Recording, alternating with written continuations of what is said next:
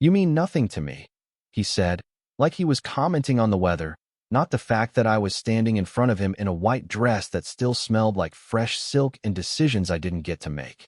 The room was too quiet for a wedding night, too cold for something that was supposed to mean forever, and I remember thinking that even the walls of his penthouse felt like they were watching me, waiting to see if I would break first. I didn't. I just stood there, my hands trembling at my sides, not from fear exactly, but from the weight of everything that had led to this moment, because 12 hours earlier I wasn't a wife. I was just Emily Carter, a 24-year-old trying to keep her family from losing everything, and now I belonged to a man who looked at me like I was a contract he regretted signing. Adrien Volkov didn't raise his voice, didn't step closer, didn't do anything dramatic, and somehow that made it worse, because power didn't need to be loud when it was absolute, and everything about him was absolute. From the way the city lights framed his silhouette to the way even silence seemed to listen when he spoke. I swallowed, forcing my voice to stay steady even though my chest felt tight, because if he expected me to cry, to beg, to collapse under the weight of his indifference, he was going to be disappointed. "Then why marry me?" I asked, and my voice sounded smaller than I wanted, but it didn't shake, and that was enough. His eyes shifted to me then, slow, deliberate, like I had finally earned a fraction of his attention, and for a second, just 1 second, I thought I saw something there, something human, but it disappeared before I could name it. "Because your last name solved a problem," he said, and there it was, the truth laid out clean and sharp. No apology, no hesitation, just business, like everything else in his world. I nodded once, more to myself than to him, because I needed to anchor something inside me before it drifted too far, and I reminded myself why I was here, why I had said yes when saying no would have been easier, because my father's debts didn't come with mercy, and the men who wanted their money didn't wait patiently for second chances. This was the deal. This was the cost, and I had agreed to pay it. I took a step back, the fabric of my dress whispering against the marble floor, and I realized something in that moment that changed everything, not about him, but about me, because if I meant nothing to him, then he didn't get to decide what I meant to myself, and that was the only thing I had left that he couldn't take. "Good," I said quietly, lifting my chin just enough to meet his gaze without flinching. "That makes 2 of us." The air shifted, subtle but real, like something invisible had just cracked between us, and for the first time since I walked into his world, I saw it. Not anger, not amusement, but attention, sharp and focused, like I had just become something worth noticing, and I didn't know if that was better or worse. Only that it meant this wasn't going to be simple, not for him, and definitely not for me. He did not respond to my words right away, and somehow that silence felt heavier than anything he could have said, like the air itself was waiting for his permission to move, and I realized then that in his world, reactions were currency, and he did not spend unless he chose to. Adrien Volkov just watched me, his expression unreadable, his posture perfectly still, as if I had just shifted something in a game I did not even know I was playing. And for a second I wondered if I had gone too far, if pushing back had been a mistake, but then I remembered the look in his eyes when he said I meant nothing, and I refused to take that step back. Finally, he exhaled, slow and controlled, like he had already decided what I was worth and was simply adjusting the numbers. "We will keep this simple," he said, his voice calm, almost bored, and I hated that tone more than anger, because it meant I did not matter enough to provoke anything stronger. "You will stay here. You will follow the rules. In return, your family's situation is handled." There it was again, the transaction, the clean exchange that reduced everything to balance sheets and outcomes, and I nodded because that part had never been unclear, but something inside me tightened at the word stay, because it sounded less like an offer and more like a boundary I was not supposed to cross. I glanced toward the floor-to-ceiling windows behind him. The city stretched out beyond the glass like something distant and unreachable, lights flickering across buildings that felt 1,000 miles away, even though they were just a few blocks down. And I understood exactly what this place was: not a home, not even a marriage, but a controlled environment where everything moved according to his rules. "And if I do not?" I asked, not because I had a plan, but because I needed to hear the answer out loud, needed to know exactly how far this cage extended. His eyes sharpened slightly, not anger, not quite, but something closer to interest, like I had asked a question he did not expect from someone in my position. "You will," he said simply, and that was it. No threat, no raised voice, just certainty, the kind that came from a man who had never been told no in any way that mattered. I felt my pulse quicken, but I kept my face steady, because I refused to give him that reaction, refused to let him see uncertainty when I had already given up so much to be here.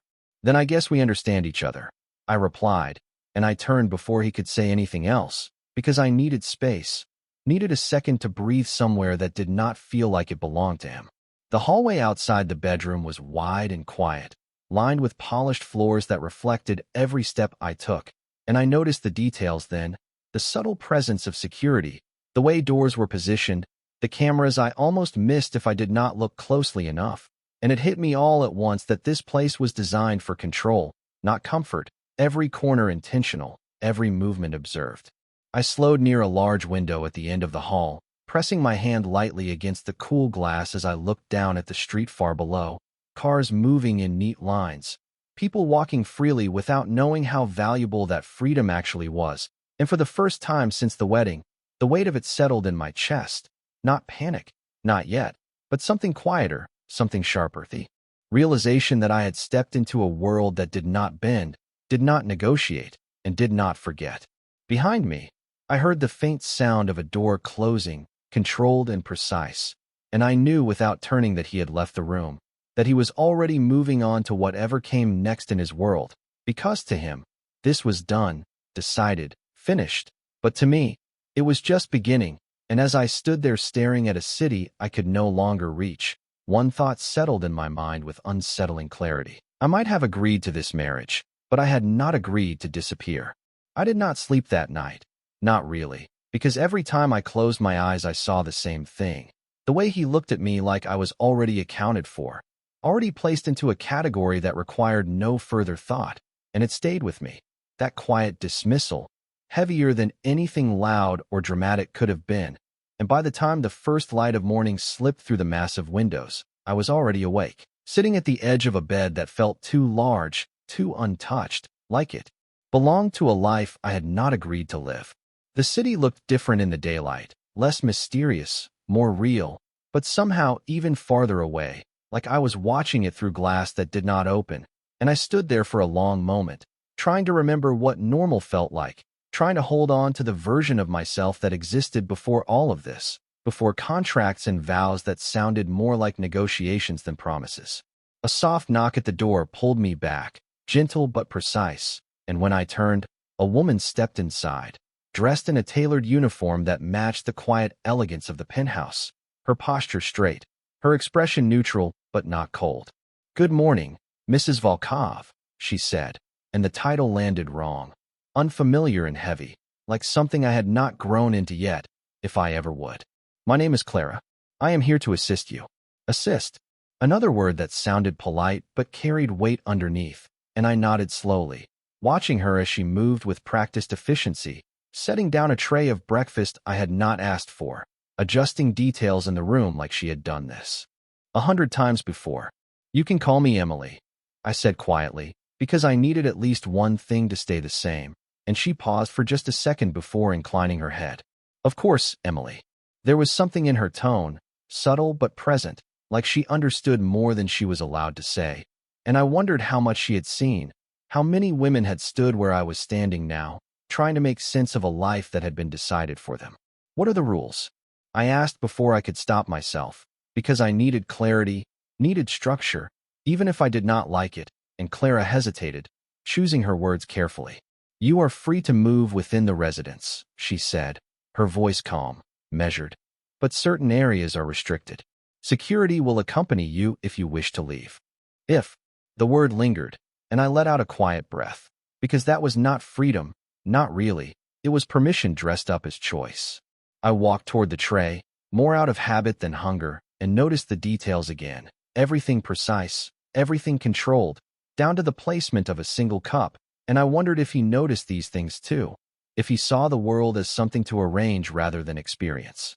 "Does he always run his life like this?"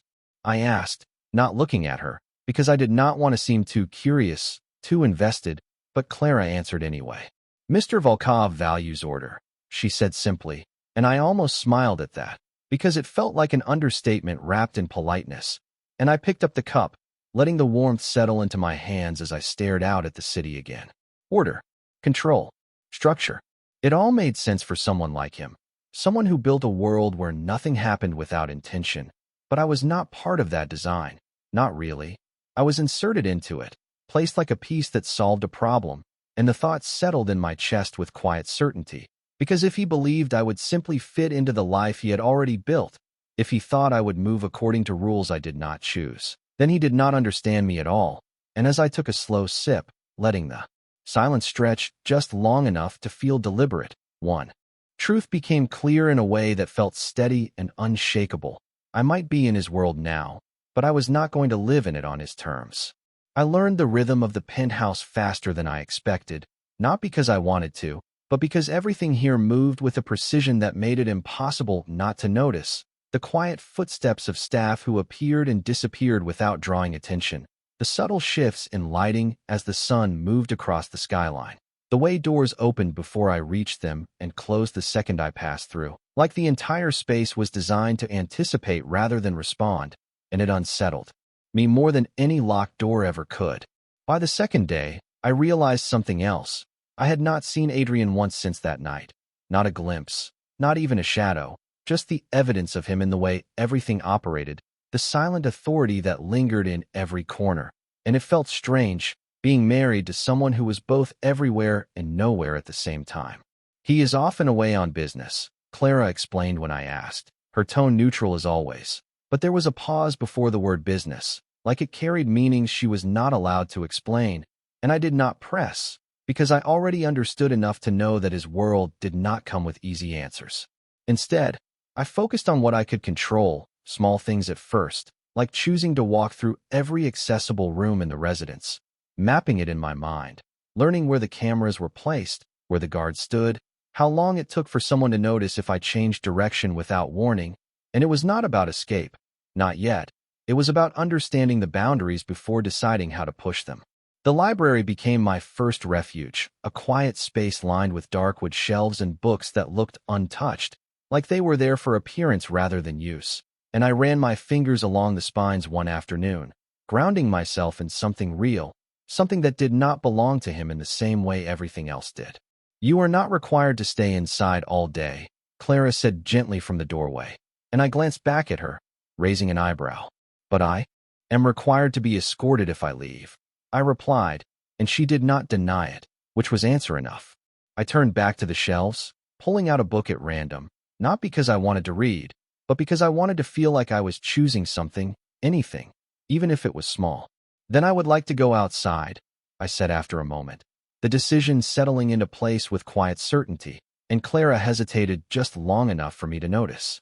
Of course, she said, but there was a subtle shift in her posture, a signal sent to someone unseen, and within minutes, 2 men appeared near the entrance, their presence calm but unmistakable, not threatening, not overtly, but firm in a way that made it clear this was not optional. The elevator ride down felt longer than it should have, the numbers lighting up one by one as the city slowly came closer, and when the doors finally opened, the noise hit me all at once, the distant sound of traffic, the movement of people, the unpredictability of a world that did not operate on one man's rules. And for the first time since the wedding, I felt something close to relief.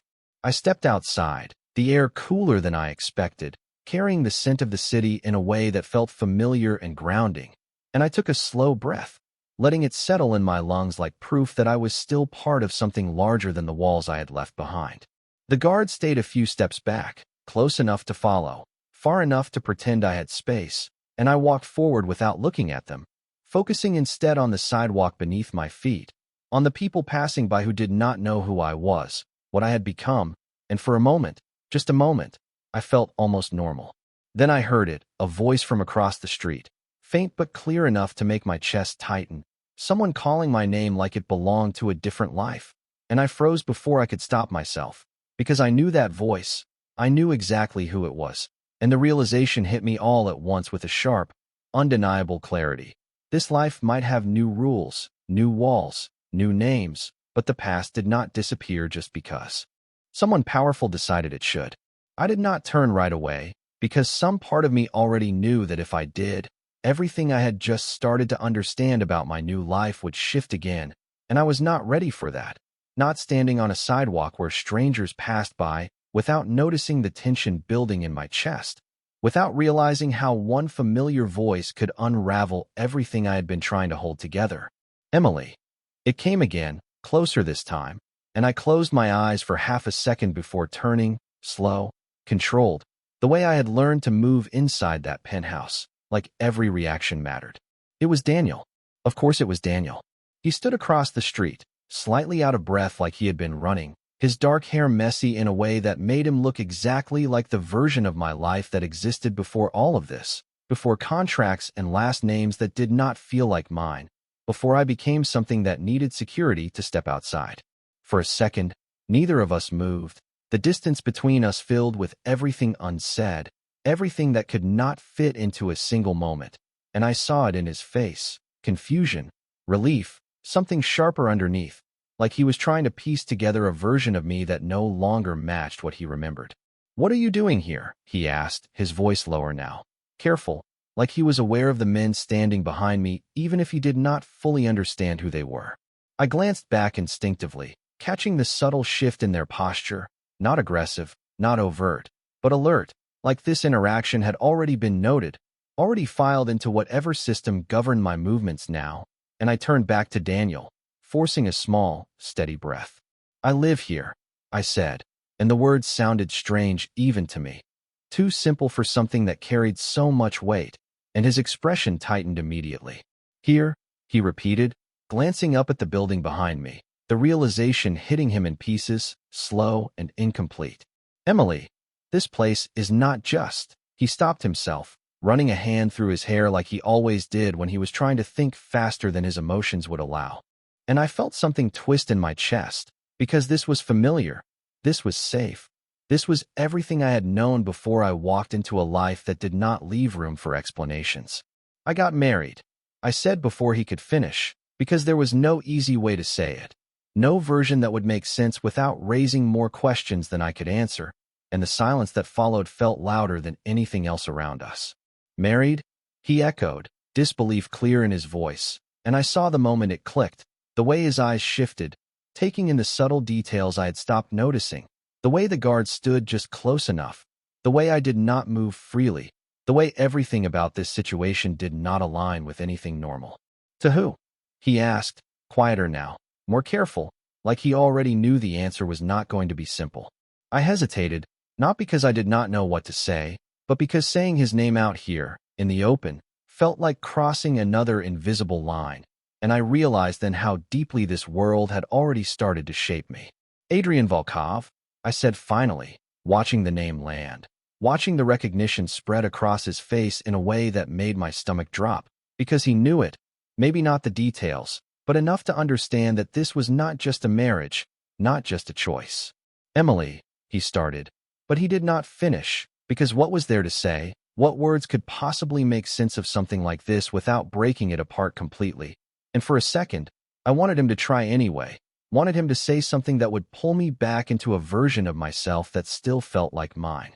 But then I felt it, that subtle shift again, the awareness behind me, the reminder that I was not alone, that this moment was not private, that every second I stood here was already being measured, already being decided by someone who did not need to be present to control the outcome, and I straightened slightly, letting that realization settle into something steadier.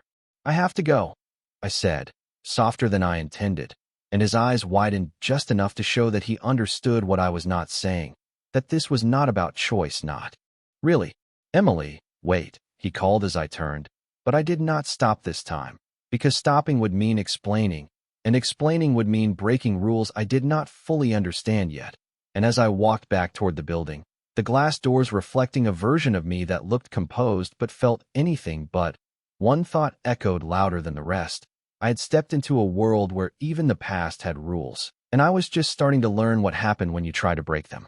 The elevator doors closed behind me with a soft, controlled sound that felt louder than it should have, like it was sealing something in place, and I stood there without moving, my reflection staring back at me from the polished steel, composed on the outside, but inside everything felt slightly off balance, like I had just stepped too close to a line I did not know existed until I crossed it. No one spoke during the ride up, not the two men behind me, not the quiet presence that followed like a shadow, and I realized then that silence here was not empty. It was intentional, filled with things that did not need to be said because they were already understood. When the doors opened, the penthouse greeted me the same way it always did, quiet, perfect, untouched, as if nothing had changed, as if I had not just run into a piece of my old life on the street below. And for a moment I stood there, trying to reconcile the two worlds that now existed at the same time. One where people called my name without hesitation, and one where even saying it felt like something that could be noticed. "You should not have stopped," his voice said from behind me, calm, measured, and I froze before I could stop myself, because I knew that voice instantly, even though I had not heard it since that first night. Adrien Volkov did not raise his tone, did not step too close, but his presence filled the space in a way that made everything else feel secondary, and I turned slowly, forcing myself to meet his gaze without flinching, because I refused to look away first. "I did not know that was one of the rules," I replied, keeping my voice steady, even though my pulse had picked up an way I could not completely control, and something in his expression shifted, subtle but unmistakable, like he was recalculating something he thought he already understood. "You spoke to him," he said, not a question, just a statement, and I realized then that there were no blind spots in his world, nothing that happened outside of his awareness, not even something as small as a conversation on a public sidewalk. "He called my name," I answered, because there was no point denying something he clearly already knew, and for a second, the silence stretched between us again, heavy and deliberate, like he was deciding what mattered and what did not. "Your past does not follow you here," he said finally, his tone even, controlled, but there was something underneath it now, something sharper, not anger, but something close to it, something that suggested this was not just about rules, but about control. I felt something inside me push back at that, instinctive and immediate, because this was not a contract I had agreed to. Not this part. Not the idea that everything before him could simply be erased because it was inconvenient. "It already did," I said quietly, holding his gaze, and for a moment, just a moment, the air between us shifted again, like two opposing forces testing the space between them without stepping back. He took a slow breath, the kind that looked controlled but carried weight underneath, and his eyes did not leave mine as he spoke again. "Then you will learn how to keep it from happening again," he said, and there it was, not a threat, not explicitly, but a line drawn just the same, clear and unmistakable. I felt my hands tighten slightly at my sides, not in fear, but in something closer to resolve, because every word he said only confirmed what I had already started to understand. This was not just about living in his world, it was about becoming part of it in a way that left no room for anything else, and I was not ready to let that happen, not completely. "And if I do not?" I asked again, the same question as before, but this time it carried something different, something steadier, because now I knew exactly what I was asking. His gaze held mine. For a long second, longer than before, like he was measuring the distance between who I was and who he expected me to become, and when he spoke, his voice was quieter, but somehow more certain. "You will," he said, and this time, it did not sound like a prediction, it sounded like a decision. And as he turned and walked past me without another word, leaving the air behind him just as controlled as before, one thought settled into place with a clarity that made my chest tighten. This was not just a marriage, it was a transformation, and whether I wanted it or not, he was already shaping the outcome. The rest of that day passed in a kind of controlled silence that felt heavier than any argument could have been, because nothing was said, nothing was addressed, and yet everything had shifted in a way I could not ignore, like an invisible line had been drawn and neither of us was willing to step back from it. I stayed in the library longer than usual, not because I wanted to read, but because it was the only place that felt untouched by his presence, the only room where I could almost pretend that this life was something I had chosen instead of something I had been placed into. And I sat there with a book open in my hands that I never actually read, my thoughts circling the same realization over and over again, that Adrien Volkov did not need to raise his voice to make something clear, he just needed to decide it. By the time evening settled over the city, painting the skyline in gold and shadow, I heard movement in the penthouse again, subtle but unmistakable, the shift in energy that came with his presence, and I knew without being told that he had returned, that whatever version of distance had existed earlier was gone. I did not move right away, did not rush out to acknowledge him, because I refused to play that role, the one where I adjusted myself around his schedule, his expectations, his world. But eventually I closed the book and stood, not because I had to, but because avoiding him entirely felt like losing something I was not ready to give up. The dining area was already set when I walked in, the table arranged with the same precision I had come to expect, everything in its place, everything intentional. And he was there, standing near the window with a glass in his hand, looking out over the city like it belonged to him in a way that went beyond ownership.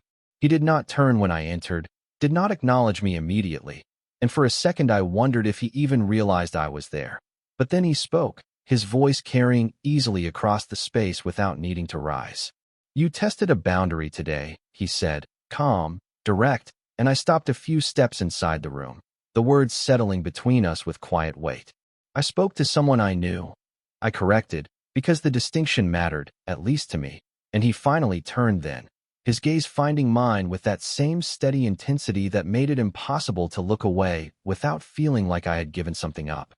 "In my world, those are not separate things," he replied, and there it was again, the difference between us laid out in a single sentence, his world, his rules, his definitions, all of it designed to function without contradiction.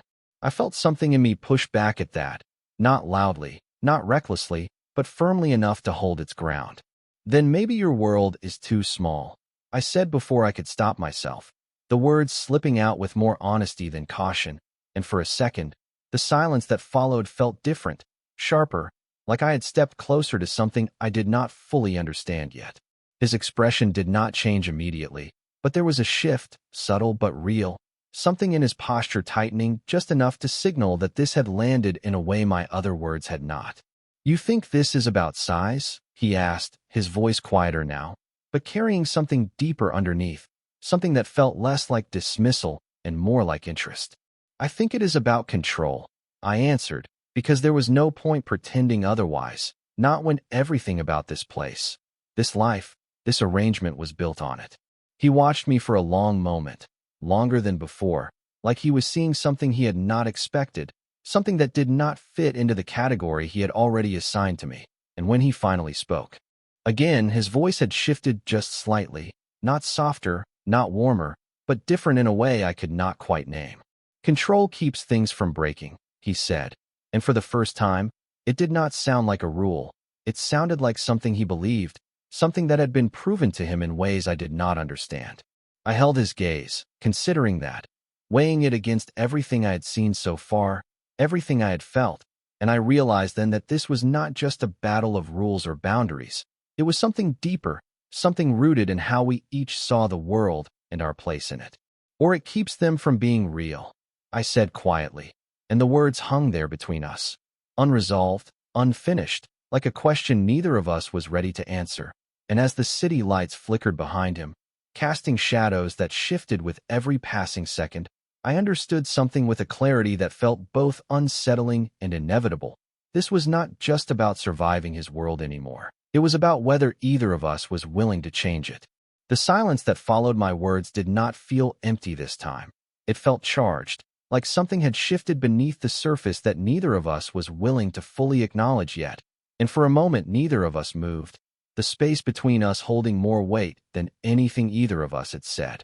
Adrien did not look away, and that alone told me more than his words ever could, because a man like him did not linger on things that did not matter.